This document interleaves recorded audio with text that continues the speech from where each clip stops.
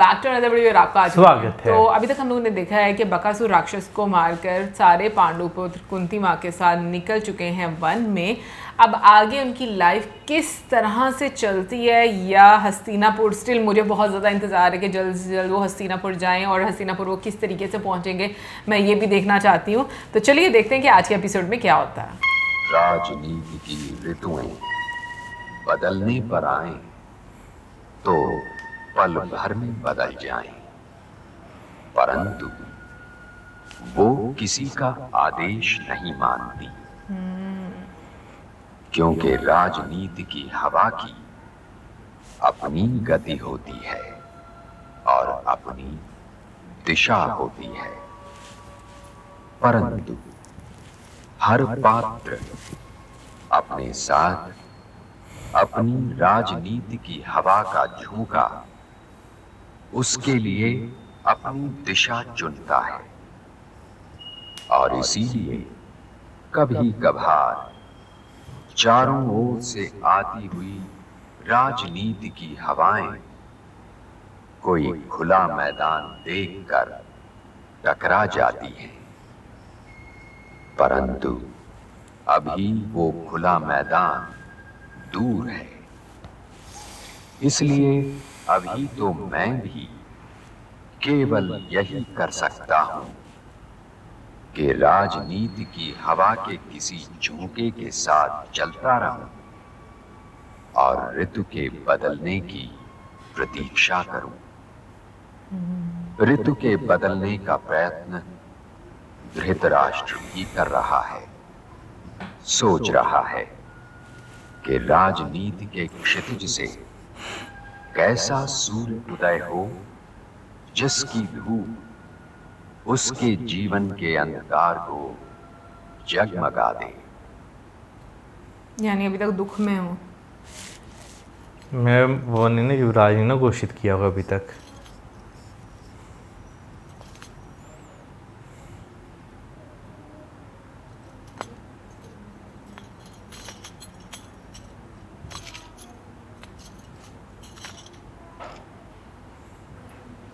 आप किस सोच में डूबे हुए हैं आर्यपुत्र?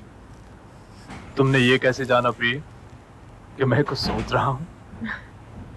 आप सोच न रहे होते तो मेरी आहट सुनकर मैं भी यही सोच रहा हूँ। सदैव की भांति मेरा नाम लेकर मुझे ये बता देते कि आपको मेरे आने का पता चल चुका है।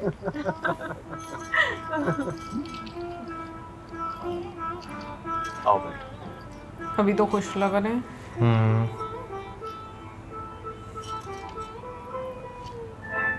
क्या सोच रहे थे? माता पिता के पास सोचने के लिए पुत्र विवाह से अच्छी और क्या बात हो सकती है। मैं प्रिय दुर्योधन के विवाह के बारे में सोच रहा था। यदि वह पंचाल कुमारी द्रौपदी का स्वयंवर जीत ले पंचाली आ गई तो फिर पंचाल नरेश से हस्तिनापुर की मित्रता हो जाएगी। यदि महादेव की यही इच्छा होगी तो अवश्य यही होगा। द्रौपदी पुत्र वधू के रूप में हस्तिनापुर की शोभा बढ़ाएगी।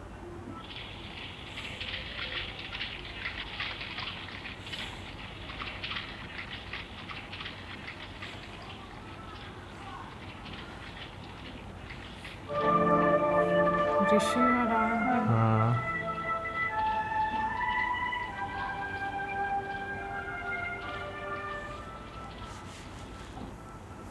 यदि यात्री ब्राह्मण हमारा भोजन ग्रहण करें तो ये उनकी बड़ी कृपा होगी। देवी, लगता है क्षत्रियों में तुमने अपना जीवन बिताया है, क्योंकि तुम ब्राह्मणों की भाषा भूल चुकी हो। परंतु हम तुम्हारा निमंत्रण स्वीकार करते हैं।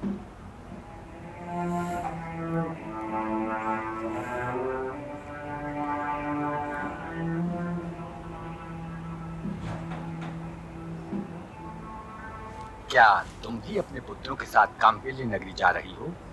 परंतु काम्पिल्य में ऐसा क्या हो रहा है जो अतिथि ने ये प्रश्न किया? वहाँ महाराज द्रुपद की सुपुत्री राजकुमारी द्रौपदी का स्वयंवर हो रहा है।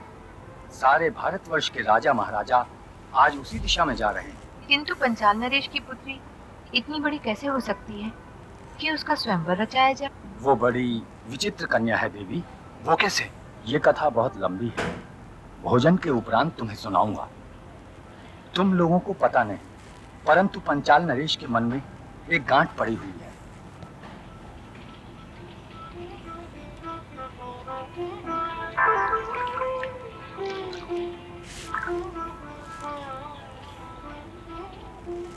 हाँ, तो मैं ये कह रहा था कि पंचाल नरेश के मन में एक गांठ पड़ी हुई है। द्रौपदी जन्म भी उसी गांठ का एक भाग है। अच्छा, तो वो गांठ क्या है? आचार्य द्रोण का नाम तो आपने सुना ही होगा।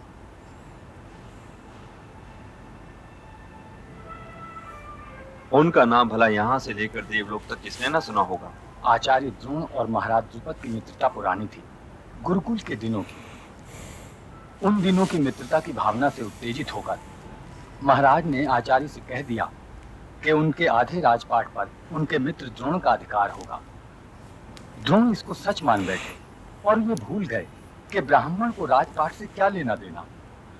जब द्रुपद राजा बने तो द्रोण वहां जा पहुंचे। वो राज्य मांगने तो नहीं गए थे? हमने तो ऐसा ही सुना है। अहम ब्राह्मण को शोभा नहीं देता, यही कारण है कि उसे भिक्षा के मार्ग पर चलना पड़ता है। आचार्य द्रोण ये भूल गए। उन्होंने राजा से बराबरी करनी चाहिए। क्षत्रियों में तो अहंकार होता ही है। द्रुपद को द्रोण का यह स्वभाव अच्छा नहीं लगा और उन्होंने उनसे कह भी दिया, और द्रोण अपने मन में गांठ बांधकर वहां से चले गए। भाग्य ने इस अब्राह्मणिक कार्य में उनका पक्ष क्यों लिया, ये तो विधाता ही जाने। परंतु उन्हें हस्तिनापुर के राजकुमारों के प्रशिक्षण का कार्य मिल गया और शिक्षा समाप्ति के उपरांत उन्होंने अपने शिष्यों से गुरु दक्षिणा के रूप में पंचाल राज को मांग लिया। गांधारी पुत्र तो ये दक्षिणा नहीं दे सके, परंतु कुंती पुत्रों ने दक्षिणा दी। और मैं ये अवश्य कहूंगा कि आचार्य द्रोण ने मित्रता की लाज अवश्य रखी। उन्होंने द्रुपद से कहा, मित्र तुम्हारे पास जो कुछ था उसमें तुमने मुझे आधे का भागीदार नहीं बनाया, परंतु मैं ये नहीं कर सकता। इसीलिए पंचाल राज्य जो आज मेरा है उसका आधा भाग मैं तुम्हें देता हूँ। ब्राह्मण तो फिर ब्राह्मण। द्रोण जी नीति में चोट खा गए। राज में भागीदारी नहीं होती और यही हुआ। द्रुपद का हृदय प्रतिशोध की अग्नि में जलने लगा। अब उनके पास केवल जीवन का एक ही लक्ष्य था कि आचार्य द्रोण से अपमान के प्रतिशोध का कोई उपाय सूझ जाए। उन्होंने एक ऐसे पुत्र का स्वप्न देखना प्रारंभ किया जो द्रोण का वध कर सके।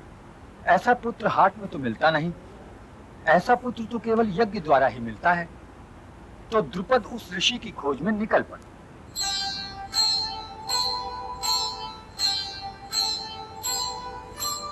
लक्ष्य बने प्रतिशोध जब होता नष्ट विवेक, पुत्र रूप में भी द्रुपद शस्त्र मांगता एक, शस्त्र मांगता एक।